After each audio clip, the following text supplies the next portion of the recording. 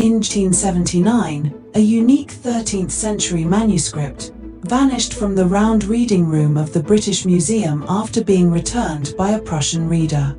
My dear Mr. Bond, I regret I have to report the loss of a manuscript. It is numbered 16 E8 in the old Royal Collection.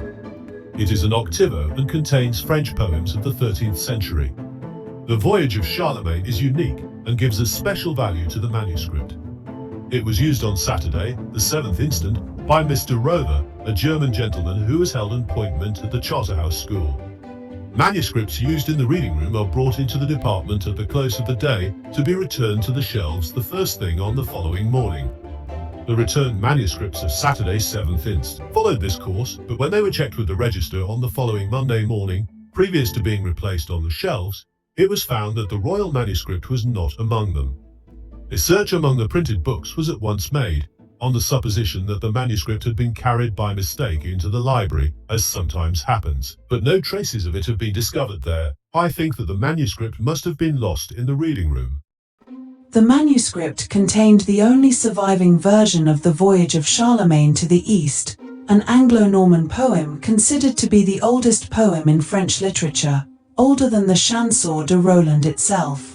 Yet, only 4 months later, Prussian philologist Eduard Koschwitz published the first edition of the poem without ever having visited London to consult the manuscript.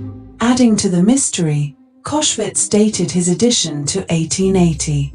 He went on to publish 9 editions of the poem, building his career on them, and his second edition contained meticulous details about the manuscript, including unique features like holes in the parchment.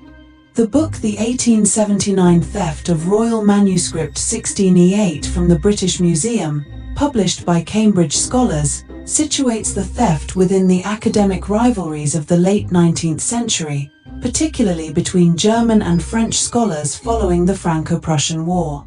Manuscripts like the royal one were more than historical artifacts, they symbolized national prestige and intellectual dominance.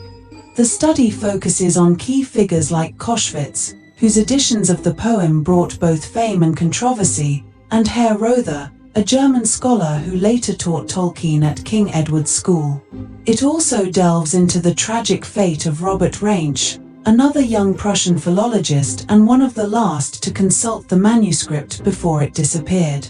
Was his murder connected to the stolen manuscript? Did he know something others wanted to silence? Or was it an unrelated act of violence? Did Koschwitz have access to the stolen manuscript? Could he have been involved in its disappearance? Explore one of literary history's greatest mysteries, a stolen manuscript, fierce academic rivalries, and connections to figures like Tolkien's teacher.